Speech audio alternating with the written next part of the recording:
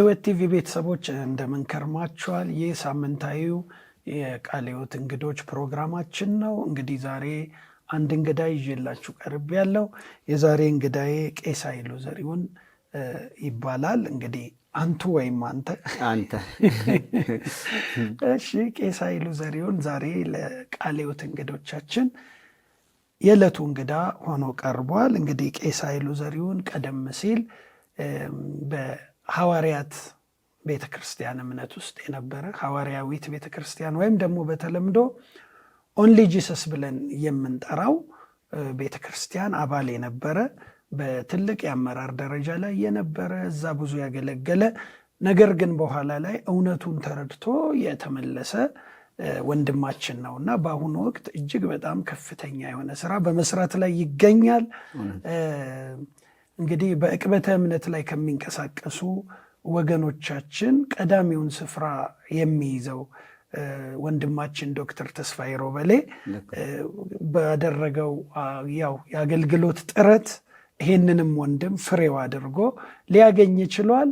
እንግዲህ ወንድም ተስፋዬ ባለህበት አክብሮታችን ምስጋናችን ይድረስ።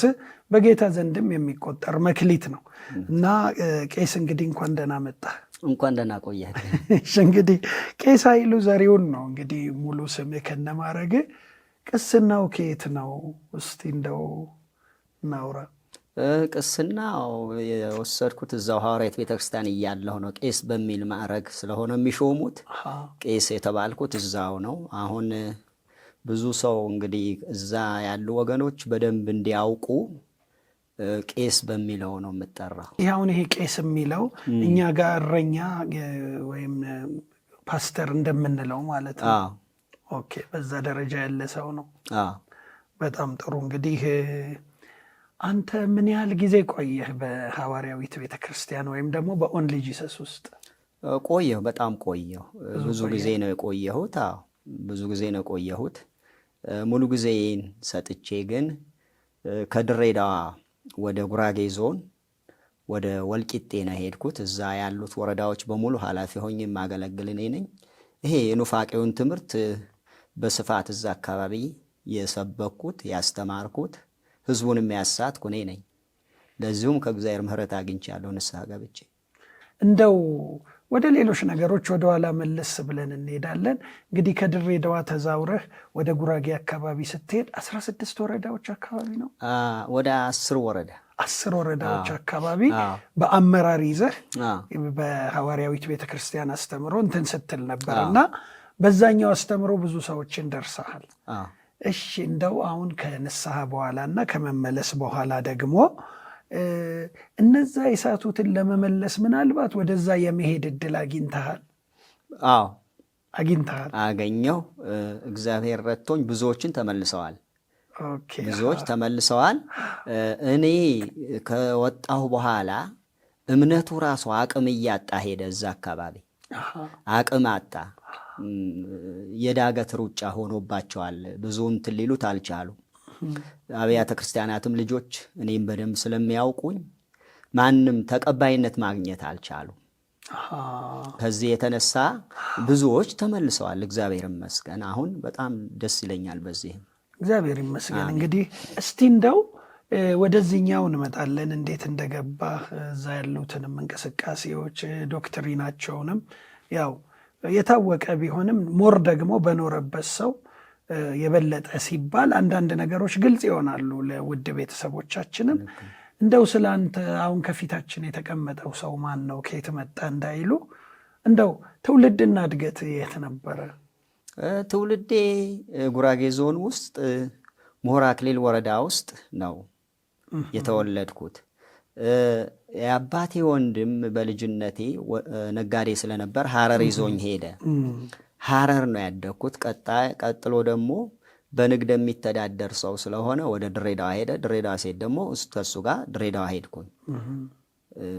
ይህንን ይመስላል። ከአጎትህ ጋር ነው ስትዞር የነበረው ማለት ነው። እና የመጀመሪያ እምነትህ ምን ነበረ? መጀመሪያ እምነቴ ኦርቶዶክስ ናቸው ቤተሰቦቼም፣ እኔም ኦርቶዶክስ ነበር። እሺ፣ እንዴት ነው እንደው ወደ ኦንሊ ጂሰስ ወይም ደግሞ ወደ ሐዋርያዊት ቤተክርስቲያን የገባኸው? ከድሬዳዋ ወደ ሻሸመኔ ወይም አርሲ ነገሌ አካባቢ ሻሸመኔና አርሲ ነገሌ አካባቢ ስጋ ዘመዶች ያሉ እዛ ሄድኩ። እዛ በሄድኩ ጊዜ የመጀመሪያ ቸርች እኔ ሄጄም የእግዚአብሔር ቃል ሰምቼም አላውቅም። ቃለ ሕይወት የሚሄዱ ዘመዶቼ ስለነበሩ እዛ ጋብዘውኝ ሄድኩ የተወሰነ ጊዜ ቃለ ሕይወት ቤተክርስቲያን አርሲ ነገሌ ቃለ ሕይወት። በዛም በዕለቱ 2 ነበርን ጌታን ማናውቅ ሰዎች። ደስ ብሎናል በተሰበከው ስብከት። ከአዲስ አበባ የመጣ ሰው ነው። ለረጅም ጊዜ እናወራው ነበር ጌታን ባንቀበልም። ቀጣይ ወደ ሻሸመኔ ሄድኩ። እንደው ያኔ ቃለ ሕይወት ቤተክርስቲያን አርሲ ነገሌ በተሰበከ ጊዜ ምን ነበር የተሰበከው? ልብህን የነካ ነገር ታስታውሰዋለህ? በቃ ስለ ሰው ሕይወት ይዳስሱ ነበር ሰውየው። እኔ የሄዱበት አካሄድ በጣም ነው ደስ ያለኝ፣ ተመቸኝ። ከአዲስ አበባ ተጋብዘው የመጡ ሰው ናቸው፣ ትልቅ ሰው ናቸው። በቃ በጣም ከልጁ ጋር በጣም ነው የተነካ ነው። እሳቸው በአስተማሪ በዕለቱ ጌታና እንደ ግል አዳኝ አልተቀበልኩ። ከዛ ወጣ። እሺ፣ ከቃለ ሕይወት በኋላ እሺ ወደ ሻሸመኔ ሄድኩ። ሻሸመኔም እዛ ታይዋን ውስጥ ዘመዶቼ ስለነበሩ ሙሉ ወንጌል ይሄዳሉ እነሱ ደግሞ። በተለይ አንዱ ወንድሜ ውድማ የሚባል ወንድማችን ጌታን እንድናገኝ በጣም ይጸልይልናል፣ ይመክረናል፣ ያግዘናል። ሌሎችም አሉ እንዲሁ። ሙሉ ወንጌል የተወሰነ ጊዜ መሄድ ጀመርኩ። በዚህ መሃል ከሐዋርያት ቤተ ክርስቲያን ልጆች ጋር ተገናኘው ታይዋን ውስጥ። እንግዲህ የመሳብ እንትናቸው በጣም ሲስተማቸው የሚገርም ነው። ጓደኛ አረጉኝ። ከእነሱ ጋርም ቸርች መሄድ ጀመርኩ። እዛ በመሄዴ ሙሉ ወንጌል የነበሩ ዘመዶቼም ሙሉ ወንጌል ቸርችም ቅር አላቸው። እኔ ልዩነቱ አላውቅም። ሙሉ ወንጌል እያለ ጌታን አሁንም እንደ ግል አዳኝ አልተቀበልክም? ተቀብያለሁ። ተቀብለሃል፣ ግን ገና መንፈሳዊ ብስለት ገና ምንም እንዲሁ ከነሱ ጋር ያው ቤተሰብም ስለሆነ እንዲሄዳለሁ እንጂ። እንዴት ነው እነዚህ ሰዎች አሁን የኦንሊ ጂሰስ ወይም ደግሞ የሐዋርያዊት ቤተክርስቲያን አባላት እንዴት ተወዳጁ? እንደው እንዴት አባበሉ? ጓደኛ አረጉኝ። ወጣቶች ናቸው፣ አቻኩያዬ ስለሆኑ ጓደኛ አረጉኝ። ከዛም በኋላ አንድ ጊዜ እዛ ወደ ሐዋርያት ቤተክርስቲያን ዋና የገባሁበት ነጥብ ኮንፍራንስ ነበረ። አንድ ዘመዴ ፒካፕ መኪና አለው፣ አብረን እንሄድ አለኝ። ኮንፍራንስ ቅዳሜ ቀን ነው። ሄድን ወደ ሙሉ ወንጌል። ኮፈሌ መንገድ ላይ ትልቅ ቸርች አለ ሙሉ ወንጌል። እዛ ሄድን። አንድ የቤተ ክርስቲያን ሽማግሌ እየተጸለየ ከኋላ መጣና እንዲህ ጎተት አረገኝ። ለምን መጣህ አለኝ። እንዴ ለምን አልመጣም? እግዚአብሔር ቃል ለመስማት መጣሁ አልኩት። አንተው ልጅ ሰስገብተህ የለም እንዴ ለምን መጣህ ምናምን ሲለኝ፣ እኔም ብድግ ብዬ ለምን ታዲያ ጩቤ ይዘሃት መጣም ወንጌል ለምን ታስተምራለህ ብዬ ብድግ ብዬ መጮህ ጀመርኩ እዛ ጉባኤ ውስጥ። ከዛም በኋላ ልዩነቱን አላውቅም። ከዛም በኋላ ያ ዘመዴም ተደናገጠ። በመኪና ውስጥ አግብተው ወርውረውኝ ይዞኝ ሄደ እሱ ወደ ሰፈር። ከሰዓት ግን ጠሩኝ፣ ተናደዱበት በሰውየው ራሱ። እንዴት እንዲህ ታደርጋለህ? እግዚአብሔርን ቃል ሊሰማ የመጣው ሰው እንዴት? ዘመዶቼም ሲሰሙ በጣም ተረበሹ፣ ደስተኛ አልሆኑ። ከዛም በኋላ ቀጥታ ወዴት ነው ሄድኩት? ወደ ሐዋርያት ቤተክርስቲያን። እልህም በልህ ነው ገብቶሃል? በልህ ነው እልህ ነው እዛ የከተተኝ እንጂ የዶክትሪኑም ልዩነትም ብዙ የለኝም በዛም ወቅት። እንግዲህ አሁን እንደገባኝ መጀመሪያ የኦርቶዶክስ ተዋህዶ እምነት ተከታይ ነበርክ። ምንም በስም ነው እንጂ ብዙ የምታውቀው ነገር የለም። በኋላ በቃለ ሕይወትም ገባ ብላ አየህ፣ ሙሉ ወንጌል ጌታን ተቀበልክ። እስቲል የምታውቀው ነገር የለም። ገና በመንፈሳዊ ልጅነት ላይ እያለ ወደዛ ተወሰድክ ማለት ነው። ኦኬ። እንግዲህ አሁን ወደዛ ስትወሰድ መቼም ከመሰረታዊ ትምህርት ነው የሚጀምረውና እዛ ትምህርቱን አገኘህ ማለት ነው። ሌላ አማራጭ የለኝማ። በቃ እዛ ሻሸመኔ እያለሁ በቃ ቋሚ ተሰላፊ ሆንኩ። ጀነስ አስተማሩኝ፣ አጠመቁኝ። በእርግጥ ሰውየው እዛ የነበሩት በጣም ጥሩ ሰው ናቸው። ቢሾፕ ታከለ ወልደ ማርያም ይባላሉ። በጣም ጥሩ ሰው ናቸው ሰውየው። እንደዚህ ነው እምነቱን የተቀበልኩት። ኦኬ። እንደው አሁን እዛ ስትማር እንግዲህ የመጀመሪያ መረዳትህን ያመጣኸው በገባህ ልክ መጽሐፍ ቅዱስ በሚለው መንገድም ሆነ አልሆነ ስነ አፈታቱ ትክክልም ሆነ አልሆነ እንግዲህ ሃይማኖትን ተምረህ የቆምከው መጀመሪያ በሐዋርያት ቤተክርስቲያን ውስጥ ነው ማለት ነው። መሰረተ እምነታቸው ምንድን ነው? መሰረተ እምነታቸው ተለዋዋጭ ነው። በየጊዜው ተለዋዋጭ ነው። አንደኛው ተነስቶ የሆነ ነገር ይልሃል፣ ሌላው መጥቶ ሌላ። ምክንያቱም እኔ በደንብ አሁን ይሄ እምነቱ ራሱ በደንብ ጠልቄ የተረዳሁት ከዶክተር ተስፋዬ ሮቤሌ ከተገናኘሁ በኋላ የእሱም መጽሐፍቶች ማንበብ ከጀመርኩ በኋላ ተስፋዬን ከማግኘቴ በፊት መጽሐፍቶቹን ነው ማግኘት የጀመርኩት። ከዛም በኋላ ነው የተረዳሁት። እዛም ሆኜ ግን ብዙ ጥያቄዎች በውስጤ ነበሩ። እያደኩ ስመጣ እያወቁ ስመጣ ብዙ መጽሐፍቶች እንትኑ ልክ እንዳይደለ እየገባኝ መጣ።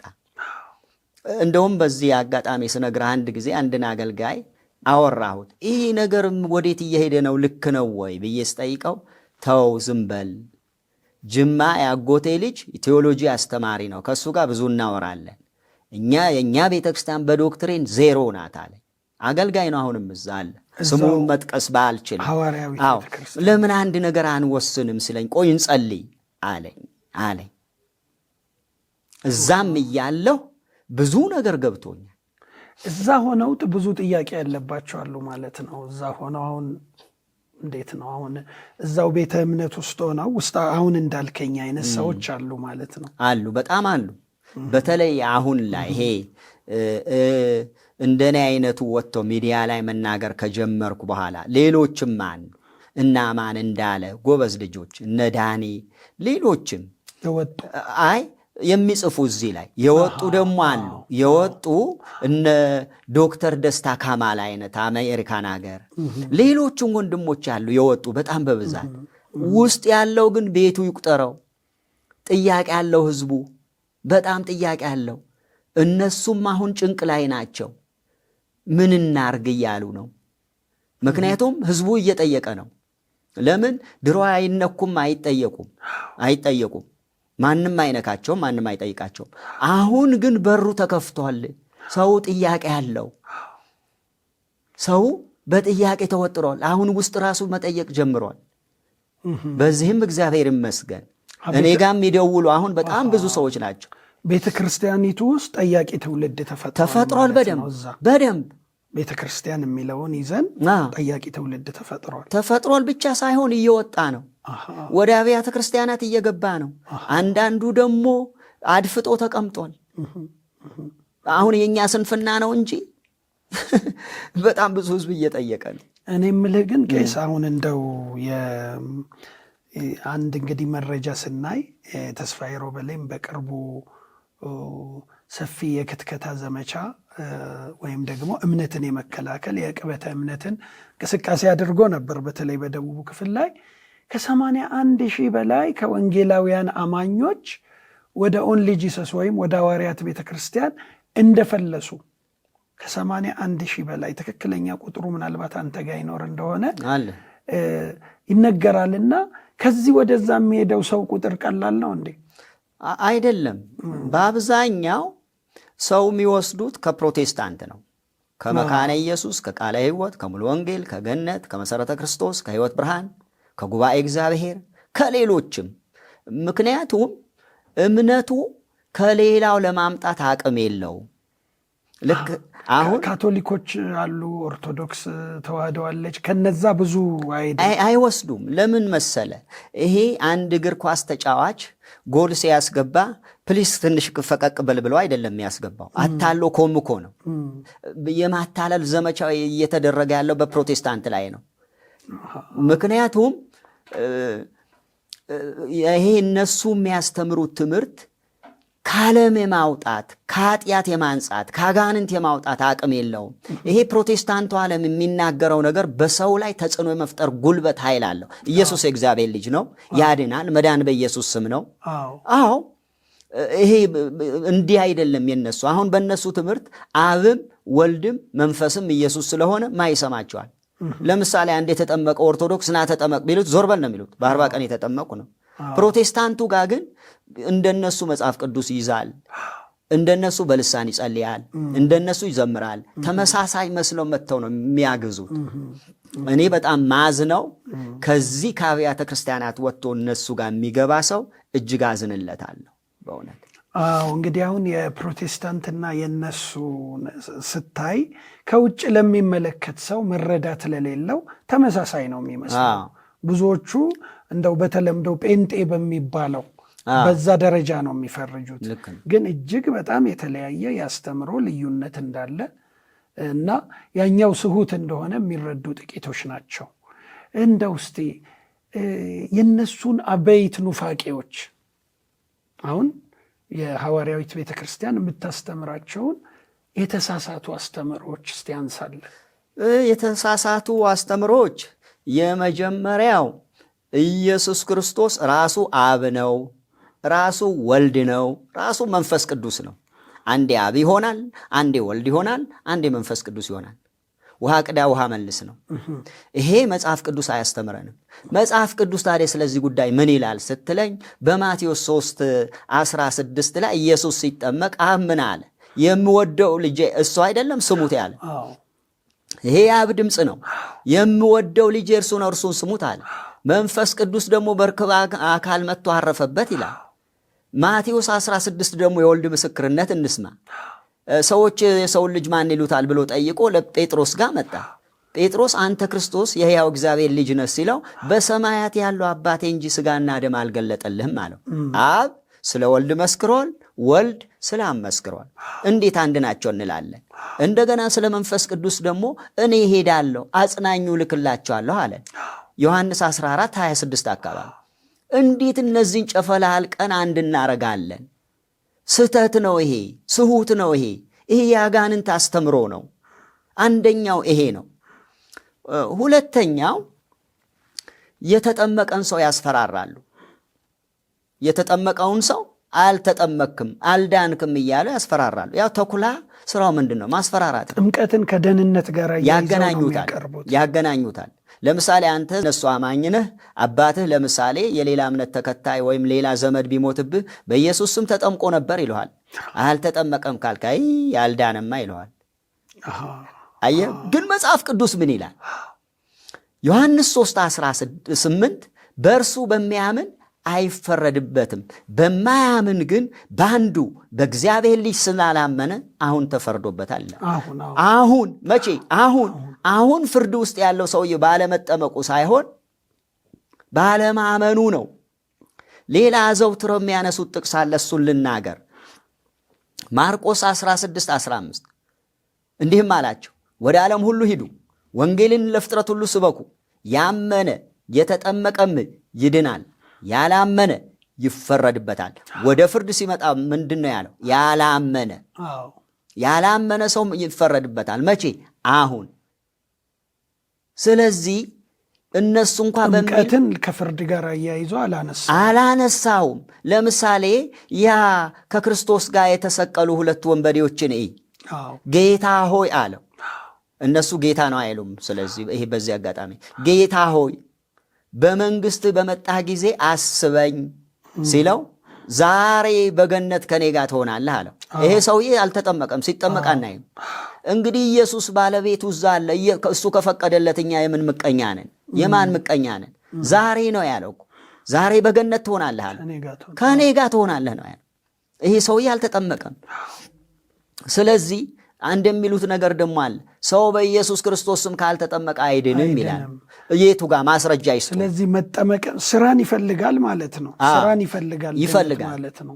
እስቲ ማስረጃ ይስጡኝ። አንድ ቦታ እንኳ ሐዋርያት ሥራ ነው የሚጠቅሱት በአብዛኛው በጌታ በኢየሱስ ክርስቶስ ስም ያልተጠመቀ ሰው አይድንም የሚል አንድ ጥቅስ ይስጡኝ። እኔ ግን አሁን እንዴት እንደሚያድን አይተናል። በሌላም የሐዋርያት ሥራ 4:12 መዳንም ይልና በሌላ ይላል። በሌላ በማንም የለም እንድንበት ዘንድ ከሰማይ በታች ለሰዎች የተሰጠ ስማ ኢየሱስ የለም ጥምቀት እዚህ ጋር። ስለዚህ ዋና ክርክራቸው ምንድነው? ህዝቡን የሚነዱት በምንድን ነው? ጥምቀት በሚል ማስፈራሪያ ሲስተም። ኦኬ እንግዲህ እዚህ ጋር አንድ ያነሳልኝ ነገር ኢየሱስ ጌታ ነው አይሉም። ግን ኢየሱስ አብ ነው፣ ኢየሱስ ወልድ ነው፣ ኢየሱስ ራሱ መንፈስ ቅዱስ ሆኖ እንዴት ጌታ ሊሆን አይችልም? በጣም የሚገርም ነው። እኔ የውልህ አንድ ጊዜ ወደ ፕሮቴስታንቱ ዓለም ከመጣሁ በኋላ ጉባኤ ላይ በአብዛኛው ኢየሱስ ጌታ ነው ይባላል። ለእኔ አዲስ ነው ይሄ ነገር፣ አልሰማሁም። ማዘ የለም አይባልም። ማሾፊያ ነው። ኢየሱስ ጌታ ነው ማለት ማሾፊያ ነው። እናንተን ስንተች ምንድን ነው የምንለው? ጌታ ይባረኮች፣ ጌታ ይባረኮች ሙድ ነው ይሄ እንጂ ኢየሱስ ጌታ ነው አይባልም።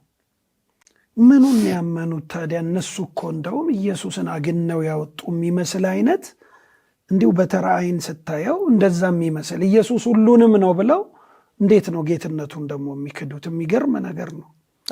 ምን መሰለ ኢየሱስ ስንል የትኛው ኢየሱስ? ሁለተኛ ቆሮንቶስ 11:4 ላይ እኮ ሌላ ኢየሱስ አለ አይልም እንዴ? ልዩ መንፈስ አለ አይልም? ልዩ ወንጌል አለ አይልም? ልክ ነው እኮ ሌላ ኢየሱስ ነው። ኢየሱስ ጌታ ነው ካላልክ ሌላ ኢየሱስ ነው የምታምነው። ሌላ መንፈስ ነው የገባብህ ማለት ነው። ሌላ ወንጌል ነው የያዝከው ማለት ነው። ወንጌል የሚመስል ኢየሱስ የሚመስል ሞክሼ አለ ማለት ነው። ሌላ ወንጌል የሚመስል ሌላ አለ ማለት ነው። ወደ ሞት የሚወስድ መንፈስ ቅዱስ የሚመስል ሌላ መንፈስ ገብቷል ማለት ነው። እኔ ወንድም ከዛ ነው ያስመለጠኝ። በጣም በጣም የሚገርም ነገር ነው። እንግዲህ እየቆየን በደንብ እናነሳቸዋለን። ቄስ እንደው አሁን እንግዲህ አንድ የሥላሴን አስተምሮ ነው የሚክዱት። ሁለተኛ በጥምቀት ድነት አለ ይላሉ። ሌሎች እስቲ ስሁት አስተምሮቻቸውን በደንብ እንድናይ ብዬ ነው። ስሁት አስተምሯቸው ሌላው ሰማያዊ ስጋ ለቄስ ተገለጠላቸው የሚባለው ለመስራቹ። ለቢሾፕ ተክለ ማርያም ገዛኸኝ ይሄንን ትምህርት ተገለጠላቸው ነው። የእሳቸው መገለጥ ነው የሚባለው። ይሄ የእሳቸው መገለጥ የተባለው እንግዲህ እናት ቸርቻቸው የመጀመሪያ እናታቸው UPCI ትባላለች፣ አሜሪካን ሀገር ያለችው። እነሱ ናቸው ቄስ ተክሌን የሚያጠመቁ ሌሎችንም። ቄስ ተክሌ ከነሱ ጋር እየሰሩ ለ34 ዓመት በሙሉ እቺን ብትንትን ላንብበው። እሺ ጥሩ። ይሄ የኢትዮጵያ ሐዋርያት ቤተክርስቲያን የአቋም መግለጫ ይላል። የኢትዮጵያ ሐዋርያት ቤተክርስቲያን የአቋም መግለጫ ይላል።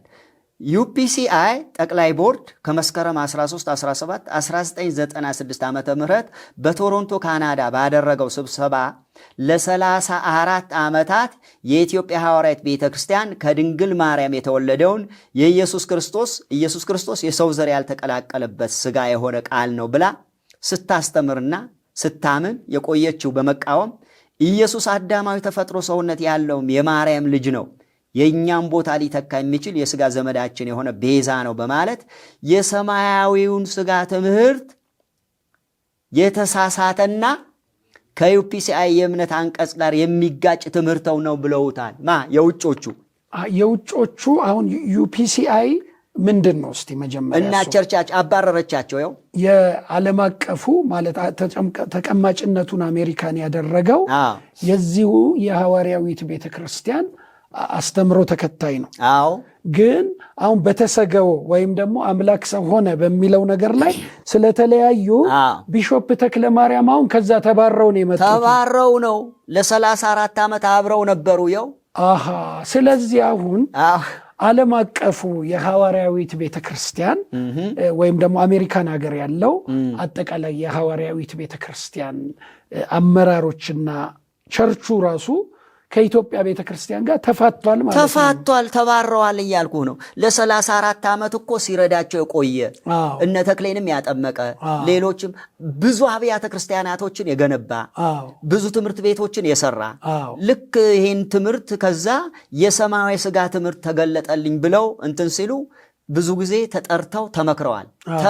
ተመክሮ ሸማይል ብለው አውግዘውታል። ይሄ የተወገዘ ትምህርት ነው። ይሄ ትምህርት የት ነው ያለው ብትለኝ ኢትዮጵያ ውስጥ ብቻ ነው ያለው። አሁን የኛ አብያተ ክርስቲያናት የዋሃን ደግሞ ሁሉም ስፍራ ያለ ይመስላቸዋል።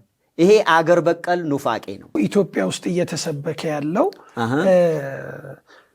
የቢሾፕ ተክለ ማርያም በስጋ የመገለጡ ጉዳይ ኢትዮጵያ ውስጥ ብቻ ያለ ነው። እንግዲህ አሁን ከአሜሪካኖቹ የለያቸው የዚህ የተሰገው ወይም ኢንካርኔሽን የምንለው አምላክ ሰው ሆነ፣ ቃልም ስጋ ሆነ፣ ጸጋና እውነትን ተሞልቶ በእኛ አደረ ነው ቃሉ። እቺ የኢትዮጵያ ሐዋርያዊት ቤተክርስቲያን ከዚህ አንጻር ከአሜሪካኖቹ እንዴት ነው የተለያዩት? በምን ብለው ነው የሚያምኑት ነው? ለአድማጮቻችን ለተመልካቾቻችን ግልጽ እንዲሆን ነው። ጥሩ ነው። እነዛ የውጮቹ ኢየሱስ ክርስቶስ የሰው ዘር ነው፣ የሰው ልጅ ነው፣ በስጋ መጣ ብለው ያምናሉ። በእርግጥ አብ ነው ይላሉ እነሱ። እነዚህ ግን ሰው ይመስላል እንጂ ሰው አይደለም። እንደገና ይሄ ክርስቶስ ኢየሱስ የያዘው ስጋ ከማርያም አልተካፈለም፣ ከሰማይ ዱብ ያለ ነው ነው የሚሉ። ስለዚህ ማርያም ራሱ መውለዷ ጥያቄ ውስጥ ገብተዋል ማለት ነው በእነሱ እንትን። ቃልም ስጋ ሆኖ በእኛ እንዳደረ ይሄኛው አይቀበልም ማለት ነው። አይቀበልም። ስለዚህ ተባረዋል፣ ከዛ ተባረዋል። አሁን የሚገርምህ ነገር ልክ አንበሳ የሚሆኑት እኮ ኢትዮጵያ ውስጥ ነው። ያውም ፕሮቴስታንት ጋር ሲሄዱ፣ ሌላ ቦታ አይደለም። ፕሮቴስታንት ጋር አንበሳ ናቸው። አሁን ሰማያዊ ስጋ ተገለጠላቸው ለቢሾፕ ተክለ ማርያም ማለት አሁን እዚህ ኢትዮጵያ ውስጥ ላለው እንቅስቃሴ ምናልባት በተለምዶ መስራችና ባለራእይ እሳቸው ናቸው ማለት ነው። ከዓለም አቀፉ ወይም ደግሞ አሜሪካን ሀገር ካለው ተገንጥለው ከመጡ በኋላ ሰማያዊ ስጋ ተገለጠልኝ። ለእሳቸው የተለየ የተገለጠው ነገር ምንድን ነው? ሰማያዊ ስጋ ይኸውልህ፣ ይሄ ሰማያዊ ስጋ ደግሞ የጸደቀው በፊርማ ነው። በፊርማ ነው። አሁን ለምሳሌ ዝም ብለው አይደለም፣ በፊርማ ነው። በ1996 ዓመተ ምህረት መስከረም 22 እና 23 እነዚህ አሁን ስማቸው ማነበው ሰዎች ተጠርተው ፈርመው ነው የተገነጠሉት። በፊርማ የጸደቀ ሃይማኖት እንጂ የመጽሐፍ ቅዱስ ሃይማኖት አይደለም። ላንብብልህ።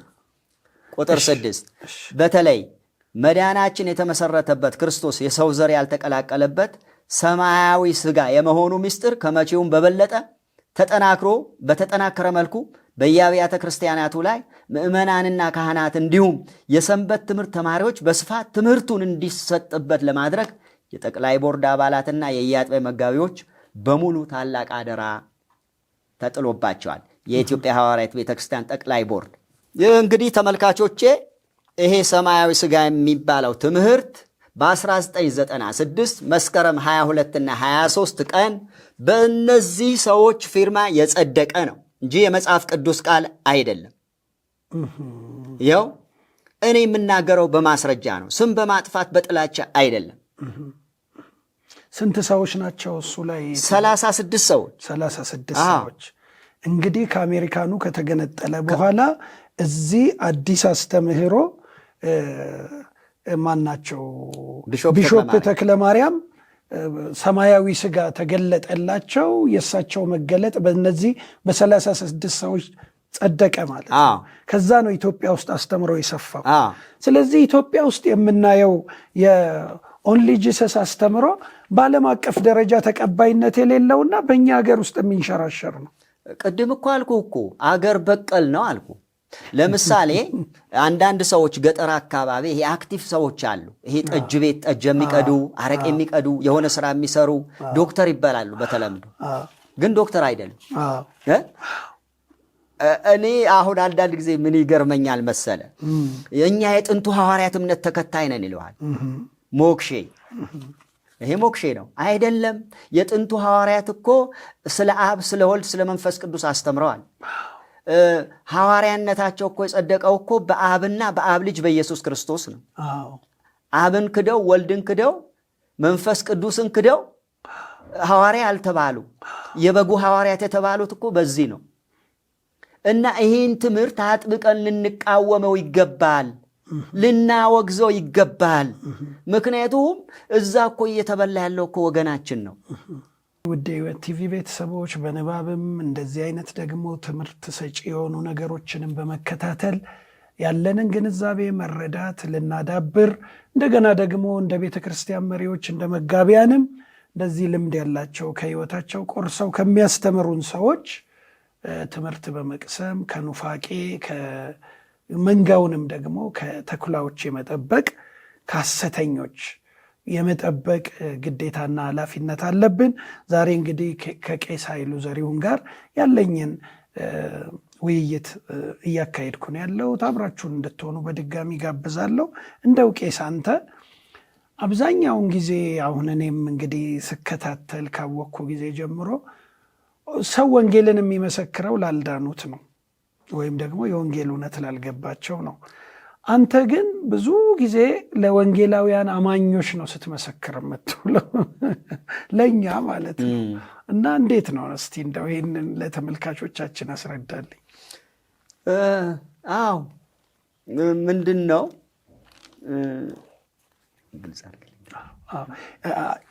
ሰው ወንጌልን የሚመሰክረው ላልዳኑ ወገኖች ነው፣ ለሌሎች ወንጌልን ላላወቁ፣ ጌታን እንደ ግል አዳኛቸው ላልተቀበሉ። አንተ ግን ስትመሰክር የምትውለው ጌታን እንደ ግል አዳኛችን ተቀብለን በወንጌላውያን አማኞች ጥላ ስር ላለን ሰዎች ነው፣ ለእኛ ነው። ለምንድን ነው ነው እንትን ነው ምን መሰለ፣ እዛ ሐዋርያት ቤተክርስቲያን ሆኜ ለአብያተ ክርስቲያናት ልጆች ነው የምመሰክረው። እኔም ለምንድን ነው? ለመሬት ነዋ። ለመሬት አያስቸግርም፣ ብዙ ጉልበት አይጠይቅህም። ለመሬት ነው።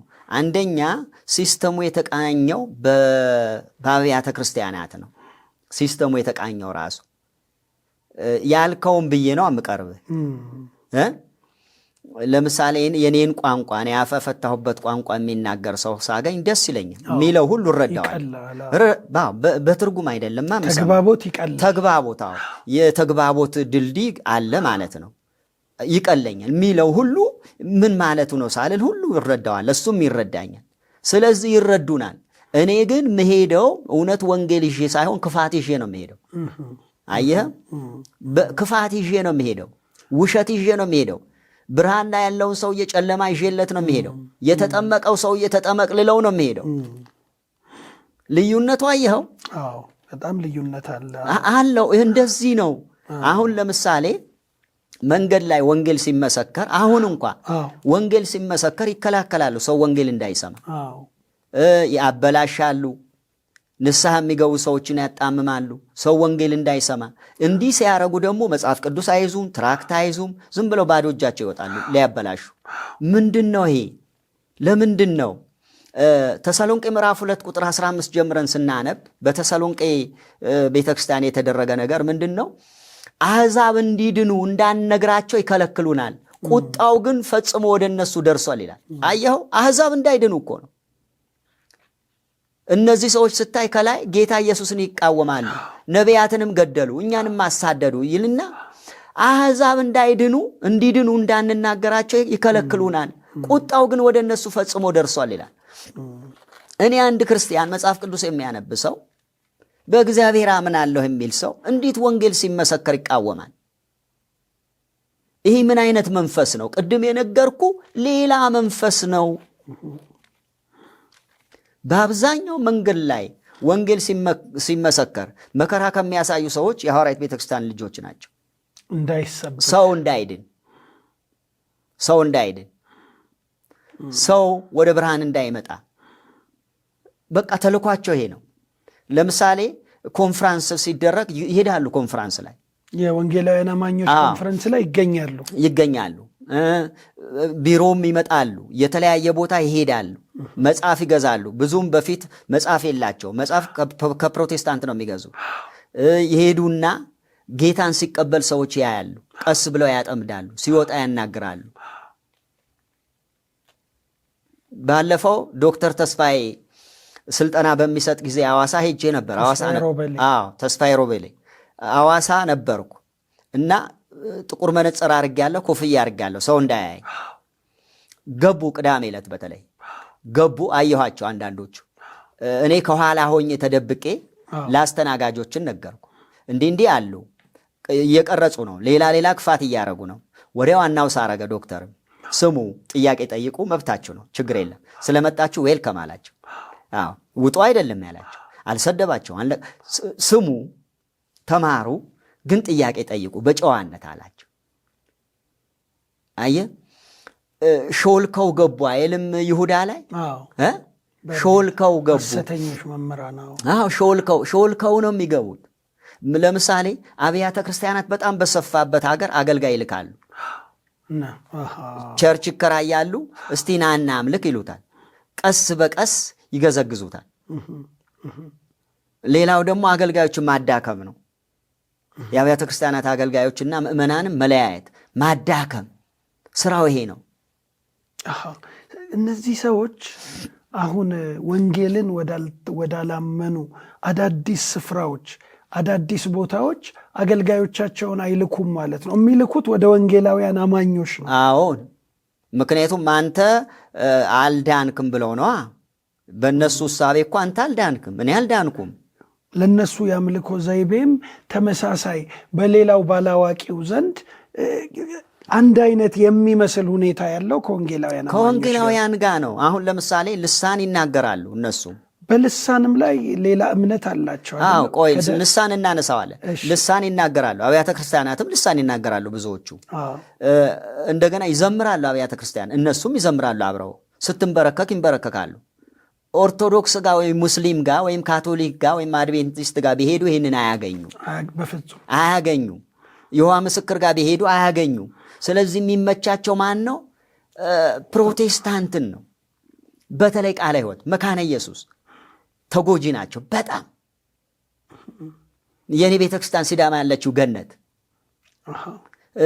ሙሉ ወንጌል፣ መሰረተ ክርስቶስ፣ ሕይወት ብርሃን፣ እነዚህ ነባር ቸርቾች፣ ጉባኤ እግዚአብሔር፣ እነዚህ በጣም እየተጎዱ ነው። ስለዚህ ሲስተማቸው በጣም ከባድ ነው። ለምሳሌ ይቀርቡሃል፣ ጓደኛ ያረጉሃል። የሰሙ ይመስልሃል አንተ የምትለው፣ በጭራሽ አንተ የምትለው አይሰሙ። እነሱ ይናገራሉ እንጂ አይሰሙህም። ደግሞ የተወሰነ ጥቅስ ነው የሚያጠኑት። ከዛ ውጪም ሙሉን አሁን እኔ መጽሐፍ ቅዱስ በደንብ ሙሉን የገባኝ ወደ ፕሮቴስታንት ከመጣሁ በኋላ ነው።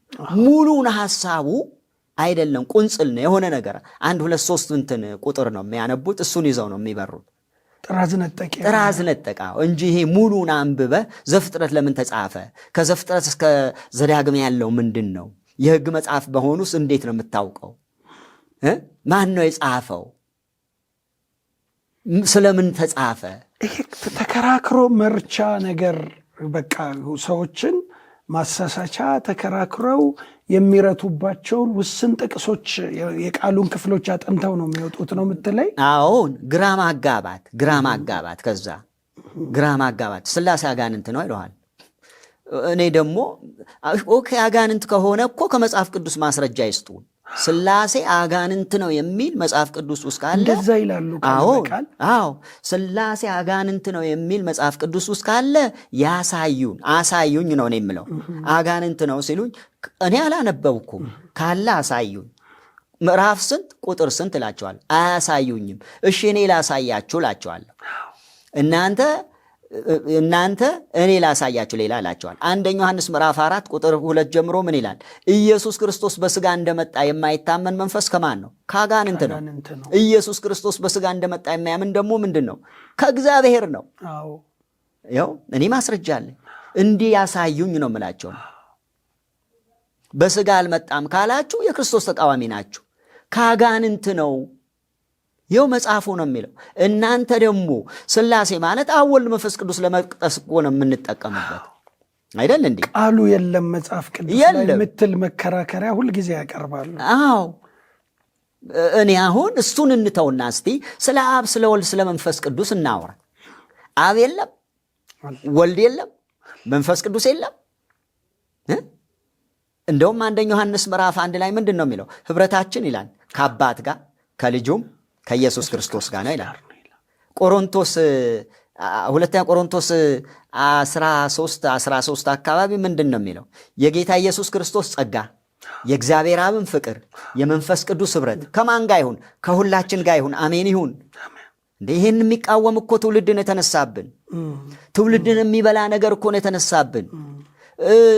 ሰዎች እኮ ከዘላለም ሕይወት እኮ አውጥቶ ወደ ሞት የሚልክ ነገር እኮ ነው የመጣብን። ቀላል ነገር እኮ የመጣ ይምሰል እኮ እኔ ወንድም፣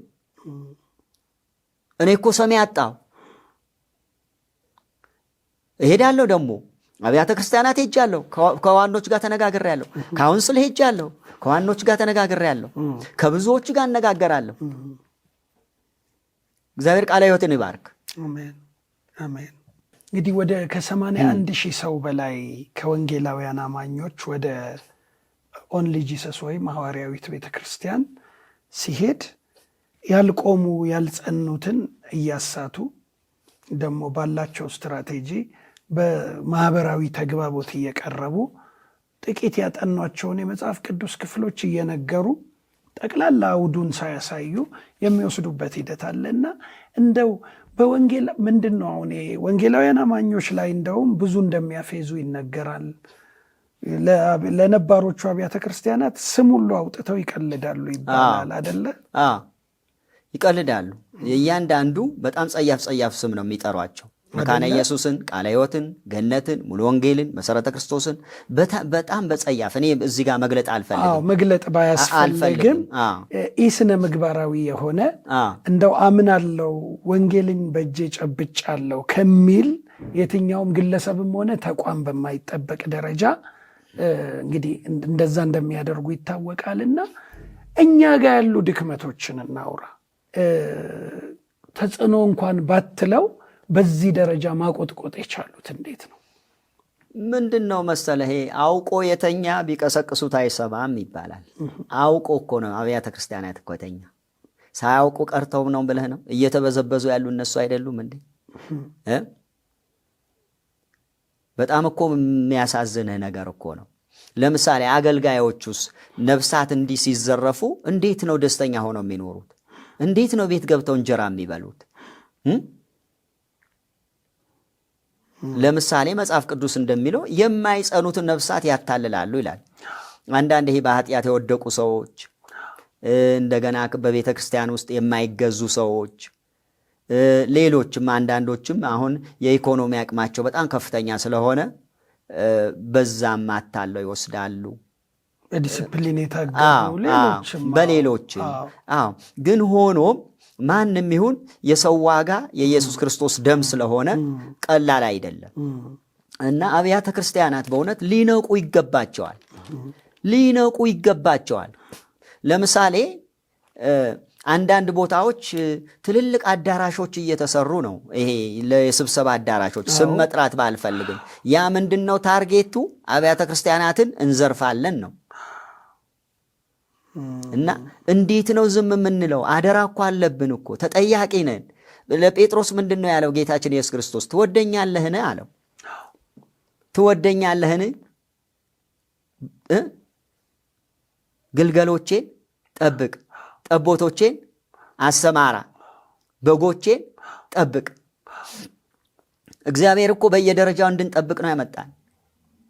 ምናልባት እኛ ተሳክቶልን ጥሩ እየኖርን ልንሆን እንችላለን። እግዚአብሔር ግን ይጠይቀናል።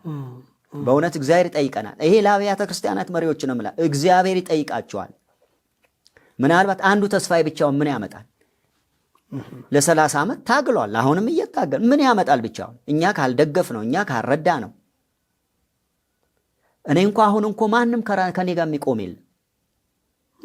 ማንም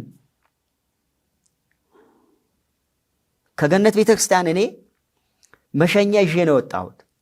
ለምን? አይኔ እያየ ይኸው መሸኛዬ አለ። መሸኛ ተሰጥቶኝ መሸኛ ይዤ ነው የወጣሁት። ኦኬ። ለምንድን ነው ከገነት ቤተክርስቲያን የወጣው? ይሄን ኑፋቄን ለመመከት ባለህበት ሆነህ ምናልባት እንደው እዛው ባለህበት በገነት ቤተክርስቲያን ሆነህ ይህንን ማድረግ እንዴት አልቻልክም? አጥቢያ ነው። አጥቢያው ይፈልገኛል። ስራው ሰፊ ነው። አጥቢያው ስራው ሰፊ ነው። ስራው ይበደላል። አባልነቴ ገነት ቸርች ነኝ። በጣም መወዳት ቤተክርስቲያኔ ናት። አባልነቴ እዛው ነኝ። የተከበሩ መሪዎች አሉ፣ እግዚአብሔር ይመስገን። ግን አጥቢያ ላይ ስራው ሰፊ ነው። የጸሎት ጊዜ አለ፣ የማንበብ ጊዜ አለ፣ የማስተማር ጊዜ አለ፣ የወንጌል ስርጭቱ ስራ አለ፣ ብዙ ስራዎች አሉ፣ የእሁድ አገልግሎቶች አሉ። እንዲህ ወጥቼ መስራት አልችልም። ዛሬ እዚህ የመጣሁት ለኢንተርቪው በራሴ ስለምንቀሳቀስ ነው እንጂ እዛ በሆነ አልችልም። የሆነ አገልግሎት ይኖራል፣ የሆነ ነገር። ስለዚህ እኔ ከቤተ ክርስቲያኔ ጋር በመጣላት በመጥፎ ስነ ምግባር ሳይሆን የወጣሁት የነፍሳት ነገር ግድ ብሎኝ ነው። ወንጌል ባልሰብክ ወዮልኝ አለ ጳውሎስ። እኔም ወዮልኝ። ይሄ ነው እንግዲህ ባለፉት ዓመታት ከሄድክበት መንገድ በተቃራኒ አሁን ደግሞ በቀረህ ዘመን ሌሎችን ለመመለስ ሙሉ ጊዜን ሰጥተህ ለመትጋት በመፈለግ ማለት ነው። እንደው እንዳንረሳ የልሳኗን ነገር እንሄድባት። ልሳን ምንድን ነው መሰለ? አልዳንክም ብለው አንድ ሰው ወስደው ከዚህ ያጠምቁታል፣ እንደገና ያጠምቁታል። በመንፈስ ቅዱስ ተሞላህም ይሉታል። በልሳን ካልተናገርክ ደግሞ አልዳንክም ይለዋል። መጽሐፍ ቅዱስ ደግሞ ምን ይላል? ቆሮንቶስ 12 ላይ ሁሉስ በልሳን ይናገራሉን ይላል። 12 ላይ ቆሮንቶስ 12 ሁሉስ በልሳን ይናገራሉን ይላል። ሁሉ ታምራት ያደርጋልን ይላል። አየ ቃሉን እንኳ በአግባቡ አይረዱ። እንግዲህ ይሄ ትልቅ ሐዋርያ ነው ቆሮንቶስ መልእክት ተጻፈው። ተሳስቷል ማለት ነው እሱ። እንዲህ ሲል አልዳኑም ማለት ነው ሰዎቹ። ስለዚህ እኮ ከክርስቶስ ውጭ ለድነት የሚያስፈልጉ ብዙ ነገሮች አሉ ማለት ነው። ሌላም አለ። መጠመቅ ይፈልጋል፣ ልሳን መናገር ይፈልጋል። እሺ መክሊት አላቸው ደግሞ። መክሊት ማለት ንግድ ነው። እሺ መክሊት ማለት እሁድ አሁን አንተ የቃለ ሕይወት ቤተክርስቲያን አባል ነህ፣ አገልጋይ ነህ። በቃ ሱፍህ ለብሰህ ቦርሳህን ይዘህ መጥተህ አገልግለህ ቤተሰብህን ይዘህ ቀጥታ ወደ ቤት ነው የምትሄደው። ሐዋርያት ቤተክርስቲያን ግን ምግብ አለ፣ ምግብ ትበላለህ ለመክሊት ተብሎ። ማን ያዘጋጀው? ምእመናን። እሺ ቸርች ውስጥ እዛው። እሺ ጥብስ አለ፣ ክትፎ አለ፣ ቆሎ አለ፣ ቡና አለ፣ ውሃ አለ፣ መውደድ አለ። የማይሸጥ ነገር የለም። እነዛን በመላው ኢትዮጵያ ነው ይሄ የሚደረገው። እነዛ ብሮች ከገጠር ተሰብስበው ወደ አዲስ አበባ ይመጣሉ። ይሸጣል ነው ያ መብሉ ይሸጣል። አሁን መክሊት ካልሰራህ አትድንም። ብላና ክፈል ነው፣ ተገልገል። ይሄ ነው በጣም እንዲፈረጥሙ ያደረጋቸው በኢኮኖሚ። ካልሰራህ አትድንም። እሱም ክትፎውንም ምሳውንም በልተህ እሱም ከደህንነት ጋር ግንኙነት አለው። በቃ እዛ ሐዋርያት ቤተክርስቲያን አጠገብ ያሉ ነጋዴዎች እንዴት እንደፈዘዙ አላውቅም። እነሱ ግብር ይከፍላሉ፣ እነዚህ ግብር ሳይከፍሉ ይነግዳሉ። ምን ሆነው ነው? ሆቴሎች ምን ሆነው ነው? ሱቆች ውሃ እንኳ አይሸጡም እኮ። በሃይማኖት ከለላ ነው። በሃይማኖት ከለላ ንግድ ነው፣ ከፍተኛ የሆነ ንግድ። መክሊት ይባላል እሱ። መክሊት ይባላል። ስለዚህ ሰው ተበድሮ ተለቅቶ እዛ ቤተ ክርስቲያን ውስጥ የሚዘጋጀውን ድግስ በመብላት እና በመክፈል ለደህንነቱ ደግሞ ማሰብ አለበት። አሁን ካልበላህ ሌላ ጽንፍ ይያዝብሃል። ይሄ ሰውዬ ምን አስቦ ነው ትባላለህ። ከድነት ጋር ግን ያገናኙታል። እንደው በእውነት አሁን መክሊት ካልሰራህ አትድንም። የትኛውን ኮንፍራንሳቸው ላይ አሁን ውጭ ሄዶ ሰው አይበላም፣ እዛው ነው የሚዘጋጀው። ለምሳሌ ዋራ ትልቅ ስብሰባ ነው፣ ሲዳማ ክልል ይርጋለም መሄጃ መንገድ። እዛ ላይ አሁን ድንኳን ተደኩኖ በሬ ስንት በሬ ታርዶ በቃ ትልቅ ገቢ። እንዴ በመኪና ተጭኖ እኮ ነው ብር የሚመጣ ነው ወንድም። ለመክሊት ተሸጠበት።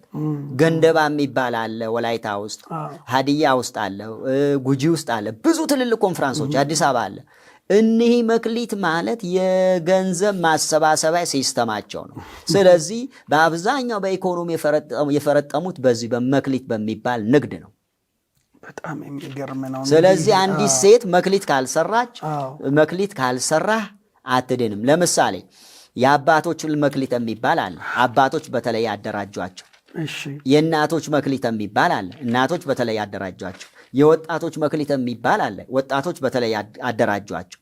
3 አደረጃጀት። ይሄ ምንን ከማን የወረሱት መሰለ? ከደርግ መኢገማ፣ መኢሰማ፣ አኢወማ ከደርግ ነው የወረሱት። ወጣቶች ማህበር፣ ሴቶች ማህበር እና ገበሬዎች ማህበር ከዛ አለ የተወረሰው።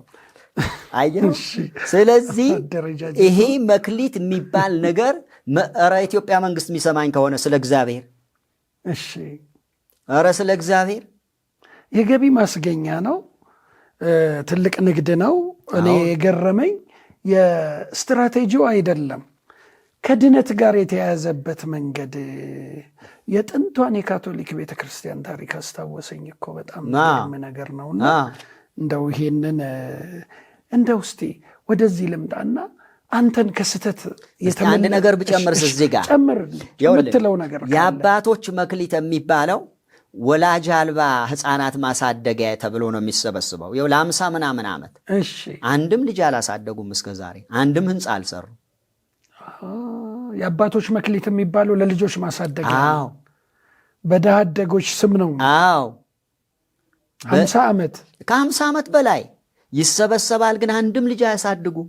ግፍ እኮ ነው የሚሰራ። እኔ ወንድም መክሊት አሰባሰቡ ግን ይሄንን ምግብ በማብሰል እንደ ሬስቶራንት ምግብ በመሸጥ ብቻ ነው? ሌላም መንገድ አለ? ሌላም አለ። ለምሳሌ ዘማሪያን ካሴት ካወጡ የመሸጥ መብት የላቸውም፣ ለቤተ ክርስቲያን ይሰጣሉ። አዎ ጸጋ አይሸጥም ትባላለህ። መዝሙሩ ከወሰዱብህ በኋላ እነሱ ግን ይሸጡታል በብዙ ሚሊዮን። ከዛስ እነሱ ጋር ሲመጣ ግን ጸጋ ይሸጣል።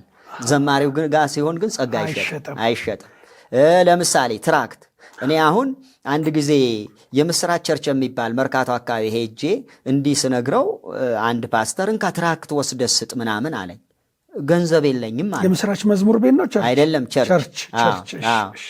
ፓስተር አለሙ የሚባሉ አሉ እዛ እንትን አካባቢ እና ትራክት ወስደህ መስክር ምናምን አሉኝ። ከዛ መውጣቴም ስላወቁ ደስ ብሏቸው ገንዘብ የለኝም አልኳቸው። እምነትም ኧረ እንዲሁ ነው የሚሰጠው አሉ። እንዴ ትራክት አይሸጥም እንዲህ ስላቸው አሉ። ምክንያቱም ትራክትም ገዝተህ ነው የምትሰጠው።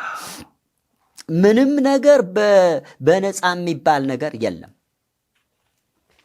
በሙሉ ገቢ ወዴት ነው የሚገባው? ወደ እነሱ ነው። የአባቶች መክሊት ከ50 ዓመት በላይ ሄዶ በድሃ አደጎች ስም ተሰብስቦ ምንም ነገር አልተሰራም። ምንም ነገር አሁን ግን ይሄ ኦዲት የለም ማለት እንደው የቤተ ክርስቲያንን ሀብት መተዳደሪያ ደንብ የለውም። የቤተ ክርስቲያን ሀብት ይኖራቸዋል፣ ግን ምን መሰለ ሲስተሙ ከባድ ነው። ሲስተሙ ከባድ ነው። አሁን ግን ሰው እየነቃ ነው። በተለይ በህዝቡ ዘንድ በዚህ አሁን በሐዋርያት አማኞች ዘንድ አሁን ቅሬታ የለም። ይሄ በመሆኑ እንደው ጉርምርምታ ውስጥ ለውስጥ እንትን የለም ምንም። በቃ ህዝቡ ዝም ብሎ ነው የሚኖረው። አለ አሁን ላይ ጠያቂ ትውልድ ተነስቷል። አሁን ላይ እምቢ የሚል ትውልድ ተነስቷል። እንዴ ሰዎች እየወጡ ነው እኮ፣ እየተደራጁ ነው፣ እየወጡ ነው። ከዛ እኮ ይሄ እኮ ቀላል አይደለም። ግን ይሄ ንብረት አሁን ይሄ የ50 ዓመት ሙሉ በድሃ አደጎች ስም የሚሰበሰብ ነገር በዚህ በጣም ልቀው የከበሩ ግለሰቦች ደግሞ አሉ። በጣም ብዙዎች ከብረውበታል፣ ህንፃ ገንብተውበታል ለግላቸው። በቃ ማን ይጠይቀሃል? በጣም የሚገርም። እስቲ የእናቶችና የወጣቶችስ? የእናቶች አገልጋይ መርጃ ነው ተብሎ ነው ለስም። የአባቶች ለሕፃናት ተብሎ ነው አገልጋይ መርጃ ነው እየተባለ ነው። አገልጋዩ ግን በየምድረ በዳው በረሃብ ነው የሚያልቀው። አንተ አሁን አገልጋይ ነበር። እኔ ለምሳሌ ይኸውልህ አገልጋይ ነኝ። 10 ወረዳ አገልጋይ ሆኜ 200 ብር ነው የሚልኩልኝ በወር ደሞዝ። አዎ። በምንድን ነው ታዲያ የምትኖረው? እግዚአብሔር ነው የሚያኖረኝ። እናቴ እዛ 50 ኪሎ ሜትር ርቀት ላይ ስላለች ምግብ ትልክልኛለች። እንደገና ደግሞ እግዚአብሔር ደግሞ የተባረኩ ምእመናን ሰጠኝ። በኋላ ቆይ እንደውም ብልህ አሁን የስንት ዓመት ነው ይሄ አሁን የምትነግረኝ ነገር? የቆየ ታሪክ ነው። እና እንደገና በኋላ ላይ ቢሾፕ አንዴ ቢሮ ገብቼ አግኝተውኝ አናግረውኝ፣ እሳቸው እንኳ ሩህሩህ ናቸው። በምንድን ነው የምትሰራው? እንዲህ ነው ስል ደምንም ለምነው 200 350 ገባ። 150 አስጨመሩልኝ ቢሾፕ ተክለማርያም። ያውም ገና ሰበካው ጽሕፈት ቤት ሄጄ ደብዳቤ አጽፌ መጥቼ ነው የተሰጠኝ። ይሄንን ደብዳቤ እዛን ጊዜ የተጻፈልኝ ይሄ ለምሳሌ የምታዩት ይሄ 150 ብር የተጨመረበት እንትን ነው። እስቲ ዓመተ ምሕረቱ መቼ ነው? በጣም የቆየ 97 ነው። 97 150 350 ብር ነበር ደሞዝ። ስለዚህ ለአገልጋይ እንረዳለን ሲሉ ፌክ ነው። የእናቶችም እንደዚሁ ለአገልጋይ ተብሎ ለአገልጋይ ነው። ግን የት ነው የሚገባው? መሪዎች ጋር ነው? አይታወቅም። የወጣቶችስ? እሺ የአባቶች ለሕፃናት ለድሃ አደጎች፣ የእናቶች ለአገልጋይ፣ የወጣቶች መክሊትስ? የወጣቶች ለእንትን ይባላል። ይሄ ቸርች መስሪያ ነው ይባላል። ቸርች መስሪያ ነው በየሀገሩ ይባላል። አሁን ትልልቅ ህንፃዎች የሰሩት ኢትዮጵያ ውስጥ ዩፒሲአዮች ናቸው። እነሱ አይደሉም። ያው ሽፋን ያስፈልጋል። የሆነ ነገር ስትሰራ ሙስና ሲወስድ እኮ ሰው እኮ የሆነ ሽፋን ይፈልጋል። ለዚህ ወጥቶን ለዛ ማለት አለበት። ዩፒሲአዮች አሁን ጭራሽ አቁመዋል።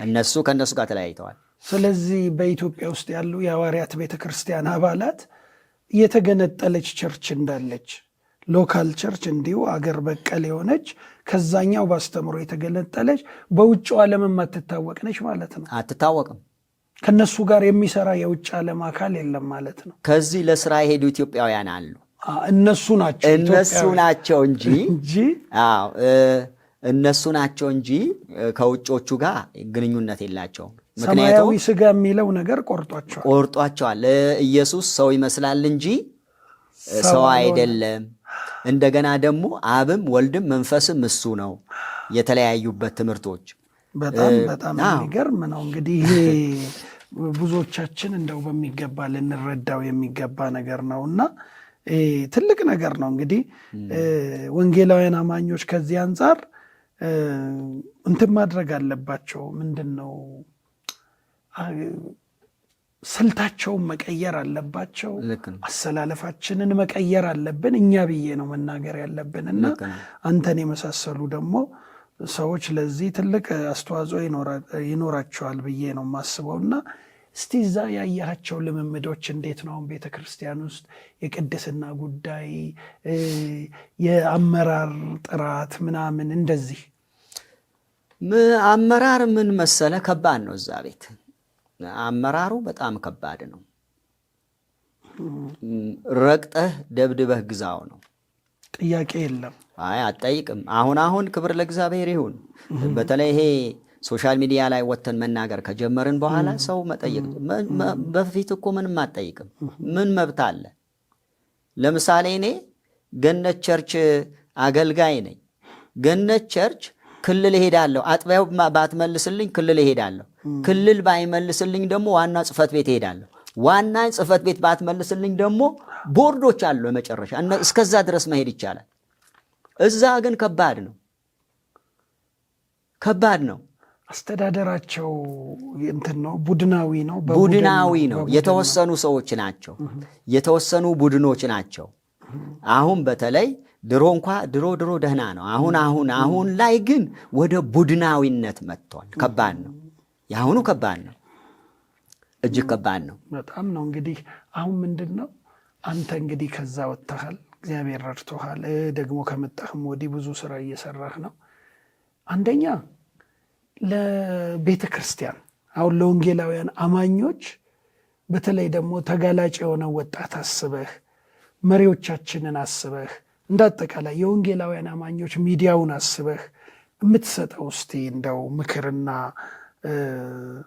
የምትሰጠው አጠቃላይ የሆነ መመሪያ ካለህ ምንድን ነው?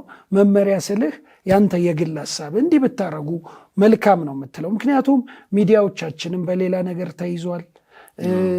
እርስ በርስ ግላዊ ክብርን ሀብትን ለማሳደግ የሚካሄድበት የግል ሹመትና ዝና የሚፈለግበት ጊዜ ላይ ደርሰናል።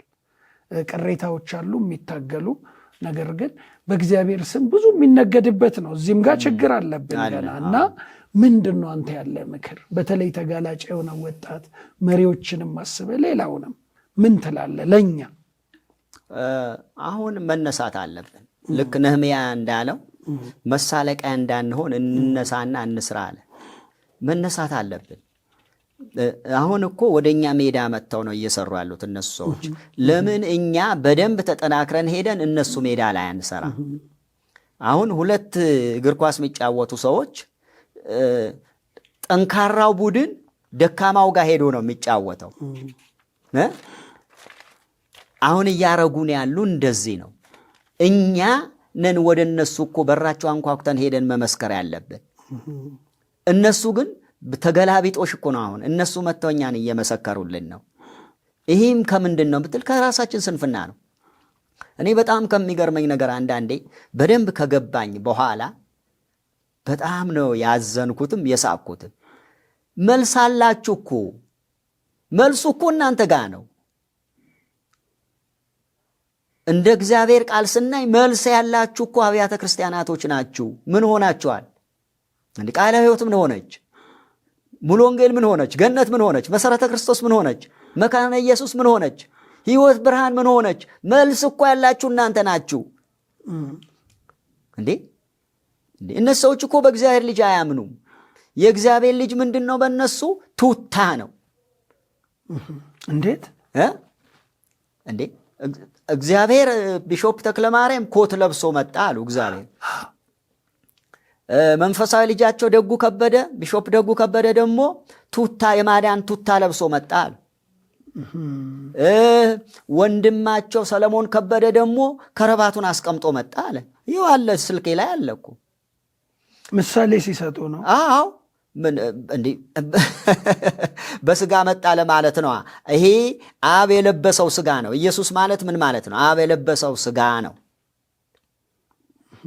ውስጡ አብ ነው፣ ላዩ ምንድን ነው? ወልድ ነው። ገብተዋል? ግን አይደለም። መጽሐፍ ቅዱስ እንደዚህ አይደለም።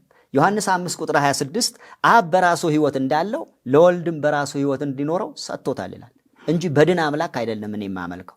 ራሱ ማንነት ያለው ራሱ ሕይወት ያለው ራሱ ፐርሰን የሆነ ነው እንጂ የሆነ ነገር ደርቦ የመጣ የሆነ ነገር ለብሶ የመጣ ድሪቶ የደረበ አምላክ እኔ የለኝም። ምሳሌው ራሱ ምሳሌ ጥልቅ የሆነ ነገረ መለኮታዊ አስተምሮ የሚመጥንም አይደለም። ስለዚህ አብያተ ክርስቲያናት አሁን ምክንያቱም ከዛ ቤት የሚወጡ ሰዎች ማበረታታት አለባቸው። አንደኛ ለምን ቤቱን የሚያውቁ እነሱ ናቸው። እነዚህ ሰዎች ስልጠና ማግኘት አለባቸው። እነዚህ ሰዎች መበረታታት አለባቸው። እነዚህ ሰዎች በግል መደራጀት አለባቸው። በግል ከአብያተ ክርስቲያናት ህብረት ጋር ሆነው ተደራጅተው መስራት አለባቸው። ለምሳሌ እሳት ጎረቤትህ ላይ ከተነሳ ተሯሩጠህ የምታጠፋው ለምንድን ነው? እኔም ጋር ይመጣል ብለህ ፈርተህ ነው። ቤቱን ለማዳን ብቻ ሳይሆን እኔም ጋር ይመጣል፣ የኔም ቤት ይቃጠላል። አዎ አሁን እኮ እያንዳንዱ እኮ አብያተ ክርስቲያናት ዝም ማለት የለባትም። በተለይ ሲዳማ፣ ወላይታ፣ ጉጂ፣ ሃዲያ፣ ጋሞን፣ ጌዴኦን፣ ቦረናን፣ ኦሮሚያን፣ አዲስ አበባን ትልቅ ስራ ይጠይቀናል። ለምሳሌ ትግራይ ላይ፣ አማራ ክልል ላይ፣ ምስራቅ ላይ አቅም የለውም። እነዚህ የዋሆቹ ጋር ነው የሚሄደው እንጂ አቅም የለውም። ምክንያቱም እዛ ወንጌልን መስበክ ዋጋ ያስከፍላል። አዎ እነዚህ የጠራቸው ቦታዎች ላይ ግን ያመነ ክርስቲያን አለ። ይመቻቸዋል። ገብተዋል? ይመቻቸዋል። ድሮ አንድ ጨዋታ ነበረ፣ ይሄ ካርታ ጨዋታ ገበያ ላይ ቀዮመኔ ናት ጥቁሮመኔ ናት። ቀዮመኔ ናት ጥቁር። አሁን እኮ ጨዋታው ቀዮመኔ ናት ጥቁሮመኔ ናት ሆነ እኮ ጨዋታ፣ ካርታ ጨዋታ ቀዮን ያየ እየተባለ እንደዚህ አንድ የሚያምታቱት ነገር ነበረ ሌቦች ገበያ ላይ። እንዲህ ነው እኮ አሁን አልዳንክም። እንዴት በኢየሱስ ያመነ ሰው አልዳንክም ትለዋል? ገና ሄደ ሳትጠመቅ አድንም፣ ልሳን ሳትናገር አድንም፣ መክሊት ካልሰራህ አትድንም፣ ኢየሱስ አብ ነው ብለህ ካላመንክ አትድንም። ይሄ እኮ ማስደንበሪያ እኮ ነው። አንዳንዴ ገጠር አካባቢ ስንሄድ ወደ ክፍለ ሀገር ምናምን በቅሎ ፈረስ ላይ የሚጋልቡ ሰዎች መኪና ሲመጣ ይደነብራል፣ ከመስመር ይወጣል። እነሱም ስለሚያውቁ ያቆሙታል፣ ወይም ወርደው ይዘው ይቆማሉ። አንዳንዴ ስታይ አንዳንዱ ግን ደንብሮ ሰውየውን ይዞት ይሄዳል። አሁን እኮ ይሄ የሐሰት ትምህርት እኮ አስደንብሮ ይዟቸው እየሄደ እኮ ነው። ልጆቻችን እንመልሳቸው። የቃሌ ድምፅ የምትሰሙ በአንድም በሌላ ተታላችሁ ወደዛ ኑፋቄ ሄዳችሁ በጌታ በኢየሱስ ክርስቶስ ስም እለምናችኋለሁ፣ ወደ እናታችሁ ቤት ተመለሱ። በእውነት ተመለሱ። ቤተ ክርስቲያን ልበሰፊ ናት። ቤተ ክርስቲያን የይቅርታ ቤት ናት። ተመለሱ። ድህነት በኢየሱስ እንጂ በጥምቀት አይደለም። የልጁ የኢየሱስ ክርስቶስ ደም ደግሞ ከኃጢአት ሁሉ ያነጻናል ተብሎ ተጽፏል። ተመለሱ። በሞቅ በግርግር አትሂዱ። አሁን ደግሞ አንድ የተጀመረ ነገር አለ፣ የአደባባይ ዙረት። ብዙ ነው። አዋሳ ላይ ወላይታ ላይ ስታይ አንድ ሰው ቤት አይቀርም። እነሱ ናቸው ልክ ሙስሊሞች ይሄ የስግደት ቀን ሁሉ ይሄድ የለም ወደ ስግደት፣ ልክ እንደዛ ጀምረዋል። እነዚህ ምን ለማድረግ ነው? አለን ብዙ ነን ነዋ። አደባባይ ላይ ዝም ብሎ ይዞራሉ፣ እየዘመሩ ምን እያሉ ይዞራሉ። እንዲህ ነው መዝሙሩ ደግሞ አብርሃም በተባረከበት በረከት እኔም ተባርኬያለሁ እያሉ። እንዴ አብርሃም እኮ የአብርሃም ዘር እኮ ክርስቶስ ነው። አብርሃም እኮ በሰማያዊ ሥጋ አላመነም። አብርሃም እኮ አመነና ጽድቅ ሆኖ ተቆጠረለት ነው የሚለው። እምነቱን ነው ጽድቅ ሆኖ ተቆጠረለት፣ በጥምቀት አይደለም፣ በልሳን አይደለም፣ በልሳንም አይደለም፣ በመስራት አይደለም። እኔ በጣም ነው አሁን ላይ እኮ እየተገረምኩ ያለሁት። አንዳንድ አብያተ ክርስቲያናት ጋር ዞር ብዬ ሳይ አዝናለሁ። ሚዲያው አለ፣ አቅሙ አለ፣ የሰው ኃይል አለ፣ እውቀት ያለው ሰው በሽ ነው። ምንድን ነው እንዲህ ያደረገ? ለምን? ትልቅ ነገር ነው። እንግዲህ ውድ ሕይወት ቲቪ ቤተሰቦች ቄስ ኃይሉ ዘሪሁን የዛሬው የቃለ ሕይወት እንግዳችን ነው። እንግዲህ ከዚህ ቆይታችን እጅግ ረብ ያለው የሚጠቅም ምናልባት ደግሞ የሚያባንነን እንዲህ ነው እንዴ እንድንል እንድናነብ ተነስተን እንድንጠይቅ የሚያደርጉን ነገሮች እንደተናገረ ተስፋ አደርጋለሁኝ። እንግዲህ አሁን እስቲ ወደ ዝግጅታችን ወደ ቃለ መጠይቃችን ማጠቃለያ ደርሰናል። ቄስ ኃይሉ አንተ እንግዲህ በአሁኑ ወቅት ይህንን የሐዋርያዊት ቤተክርስቲያን ኑፋቄ በግልህ በመዋጋት ላይ ወይም ደግሞ በመከላከል ላይ ብዙዎችን በማዳን ስራ ላይ እንዳለህ ነግረህናል። እግዚአብሔር እንዲረዳህ በጣም እንጸልያለን። ምናልባት ይህንን አጋጣሚ ተጠቅመ ይሄን ስራ እየሰራው ነውና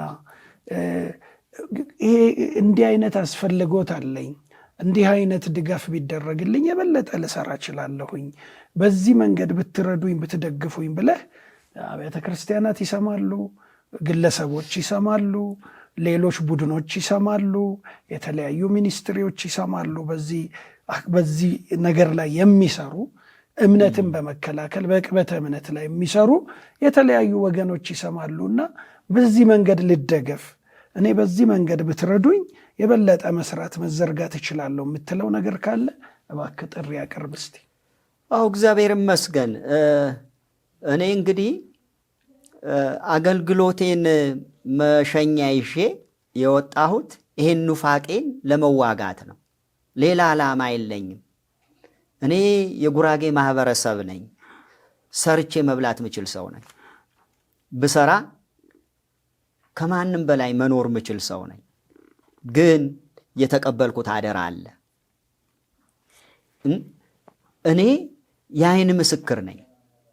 ከሰው ሰምቼ አይደለም ይሄ ማወራቸው እና ብዙዎች አሁን ለመውጣት ይደውላሉ እኔ ጋር። ምን ላርጋቸው? የት ላርጋቸው? ልጆች አላቸው፣ ቤተሰብ አላቸው፣ አቅም አጡ እና እነዚህ ሰዎች አሁን እናንተ ደግፋችሁኝ ድምፄን የምትሰሙ በራሳችን ፍቃድ አውጥተን በራሳችን ተደራጅተን በአብያተ ክርስቲያናት ስር ሆነን ብንሰራ የበለጠ ውጤታማ እንሆናለን። አምናለሁ። ይሄ ትምህርት አቅም የለውም። የነ ሙሴ በትሮቻቸው ምን አረገ ይችላል? ዋጠ ይችላል። ይሄ ኑፋቄ በእውነት ይዋጣል። እናንተ ካገዛችሁኝ፣ ከረዳችሁኝ፣ ከጸለያችሁልኝ፣ ካስተማራችሁኝ፣ ከመከራችሁኝ ከዚህም በላይ እግዚአብሔር ደግሞ ዶክተር ተስፋዬን ይባርክ። ተስፋዬ ሮቤሌ እግዚአብሔር ይመስገን፣ ስለሱ እግዚአብሔር ይመስገን። እና እባካችሁ ንቁ። ያው ስልኬን በሱ በኩል ታገኛላችሁ፣ በወንድሜ በኩል እንገናኝ። አንዳንድ ጥያቄ ያላቸውም ሰዎች ካሉ ጥሩኝ፣ እሄዳለሁ። ሰፋ አድርገን መነጋገር እንችላለን፣ ከነሱ ጋር መወያየት እንችላለን። ከዚህ መጽሐፍ ውጭ የሚነግሩን ካለ ይንገሩን። በዚህ መጽሐፍ ከተነጋገርን ግን እውነት ያለው እኛ ጋር ነው። ከዚህ መጽሐፍ ውጭ ካወሩን ግን ልክ ናቸው። በዚህ መጽሐፍ ግን ካወራን እውነት ያለው ቃለ ሕይወት ጋር ነው፣ ሙሉ ወንጌል ጋር ነው፣ መካነ ኢየሱስ ጋር ነው፣ ገነት ጋር ነው፣ ሕይወት ብርሃን ነው፣ ጉባኤ እግዚአብሔር ጋር ነው፣ አብያተ ክርስቲያናት ጋር ነው። ምክንያቱም እኔ መጀመሪያ ስመጣ ዶክትሪናችሁን ነው ያየሁት። በሥጋ መምጣቱን ታምናላችሁ፣ አብ ወልድ እንዳልሆነ ታምናላችሁ፣ ወልድ አብ እንዳልሆነ ታምናላችሁ። ብዙ ነገሩ ከመጽሐፍ ቅዱስ አረጋግጫለሁ። የሆነ ሰው የሆነ ነገር አድርጎልኝ አይደለም። ውድ የሕይወት ቲቪ ቤተሰቦች እንግዲህ እስካሁን የነበረንን ቆይታ አይታችኋል። በርካታ ቁም ነገሮችን ለነፍሳችሁ እንደቀረላችሁ፣ ትምህርት እግዚአብሔር እንዳስተማራችሁ፣ እንዲህ ነው ለካ ብለን እንድንጠይቅም እንዳደረገን አስባለሁ። እንግዲህ በእነዚህ 2 ክፍሎች አብሮኝ የቆየው ቄስ ኃይሉ ዘሪሁን ነበረ። የሕይወት ልምዱን በማካፈል ኑፋቄውን በማጋለጥ ስሁት የሆኑ አካሄዶችን በማሳየት ብዙ ረድቶናል። ለዚህ ወንድም እንድንጸልይለት አሁን እንደሰማችሁት ያቀረበውንም ጥሪ ተቀብለን ደግሞ በወገናዊነት ምላሽ እንድንሰጥ አገልግሎቱን እንድናግዝ በቻልነው መንገድ የሕይወት ቲቪ ጥሪውን ያቀርባል። የዛሬው የቃለ ሕይወት እንግዶች ፕሮግራማችን በዚሁ ያበቃል። ቄስ እንግዲህ እዚህ ድረስ ጥሪያችንና ክብረ መጥተህ ሕይወትን ስላካፈልከን በዝግጅት ክፍሉ ስም አመሰግናለሁ።